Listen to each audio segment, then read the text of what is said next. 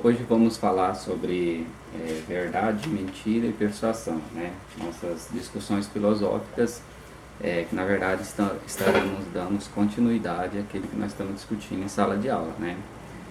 Alguns filósofos vão fazer essa abordagem sobre a verdade, a mentira e a persuasão. Dentre eles nós destacamos o Aristóteles e também o Nietzsche, né? E fizemos a leitura do texto do Machado de Assis, O Imortal, e a partir disso nós fazemos uma discussão a respeito desse tema interessante, que é a questão da verdade, da mentira e da persuasão. Então eu vou fazer, na verdade, um apanhado, um resumo, né, sobre isso, para que vocês possam depois fazer as suas atividades, né. Então o que eu posso dizer para vocês? Ouça com bastante atenção esse texto, né? Com que argumentos se deve, pois, persuadir e dissuadir, louvar e censurar, acusar e defender-se? E que opiniões e premissas são úteis para as respectivas provas?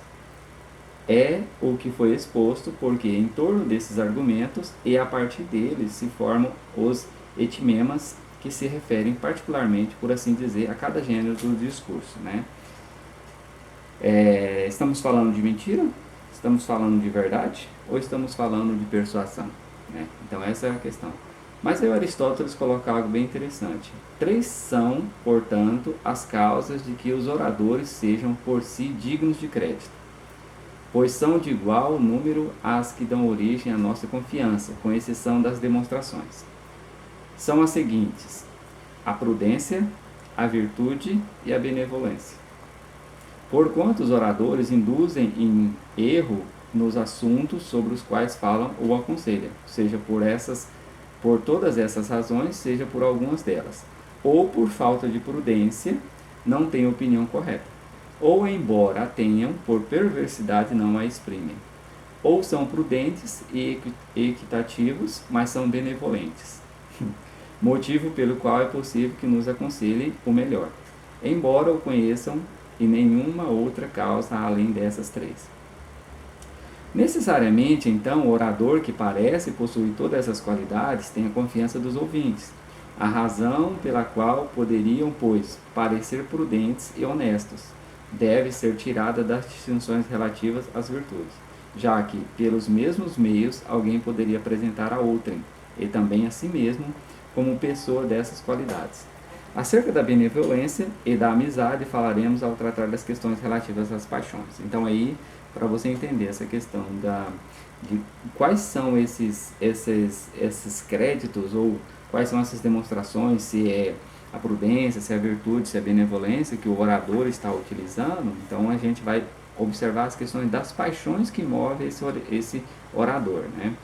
Então as paixões são todos aqueles sentimentos que causando mudança nas pessoas, fazem variar seus julgamentos, e são seguidas de tristeza e prazer, como a cólera, a piedade, o temor e todas as outras paixões análogas, assim como seus contrários. Tá? Então, se ele sente tristeza, ele pode sentir alegria. Se ele sente prazer, ele pode sentir desprazer naquilo, né? Deve-se distinguir relativamente a cada uma 3 pontos de vista. Quero dizer, a respeito da cólera, por exemplo, em que disposições estão as pessoas em cólera, contra quem habitualmente se encolarizam e por quais motivos. De fato, se conhecêssemos apenas um ou dois desses pontos de vista, mas não todos, seria impossível inspirar a cólera. O mesmo acontece com as outras paixões. Assim, pois, como demos a relação das premissas relativas às matérias, façamos o mesmo no caso das paixões, distinguindo-as segundo a maneira referida.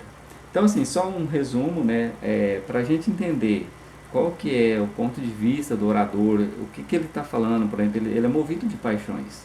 Então, por exemplo, eu estou falando, qual é a minha paixão em falar em filosofia, né? Eu sinto prazer nisso, eu sinto desprazer, eu sou motivado a fazer isso. Então, assim, são essas questões. E aí, quando eu conto a história para vocês, vocês podem pensar assim, né, peraí, essa história é verdadeira?